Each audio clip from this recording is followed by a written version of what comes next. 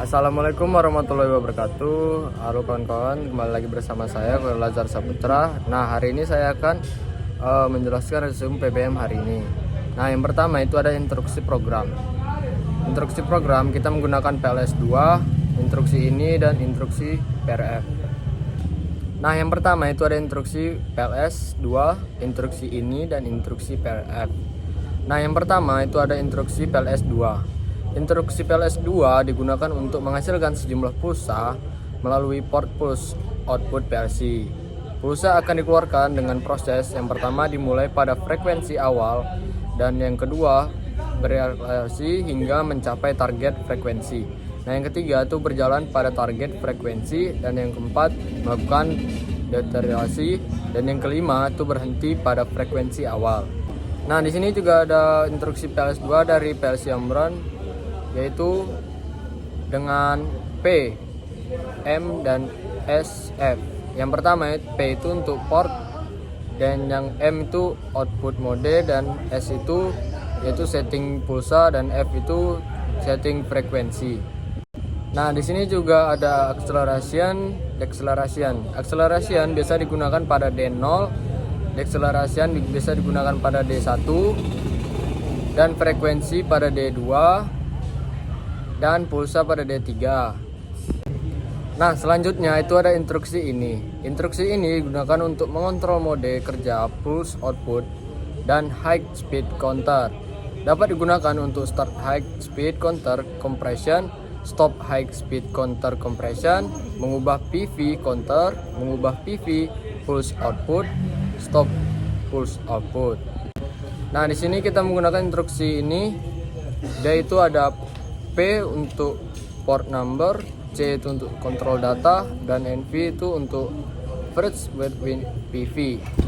Nah, selanjutnya itu ada instruksi PRV, yaitu digunakan untuk membaca nilai PV atau present value dari high speed counter, pulse output, dan instruksi ini bersifat read only.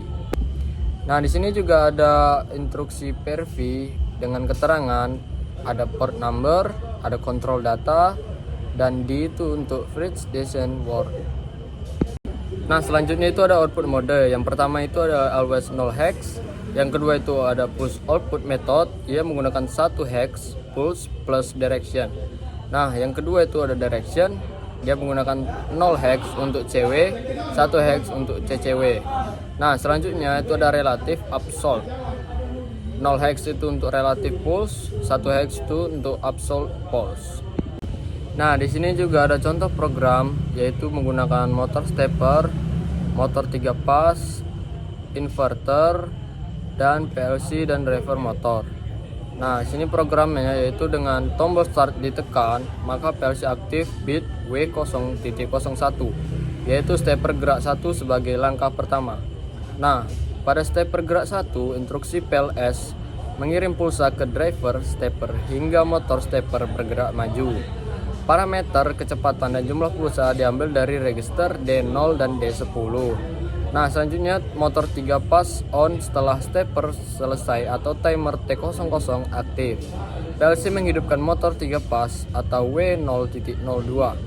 Output fisik Q100.04 mengaktifkan kontaktor motor stepper gerak 2 setelah motor 3 pas selesai bekerja. W03 juga aktif.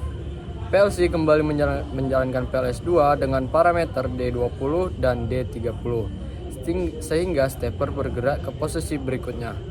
Nah, selanjutnya motor 3 pas akan aktif kembali. Nah, timer T001 selesai jika motor pas sudah selesai. W0.04 aktif dan motor 3 pas bekerja kembali untuk proses berikutnya. Stepper balik ke home atau ke kembali awal pada saat bit W0.05 aktif. PLC menjalankan PLS 2 menggunakan D40 dan D50 sehingga stepper bergerak kembali ke posisi home. Nah, selanjutnya itu ada monitoring dan reset. Instruksi PRV membaca nilai encoder atau high speed counter dan menyimpan D60 sebagai monitoring posisi.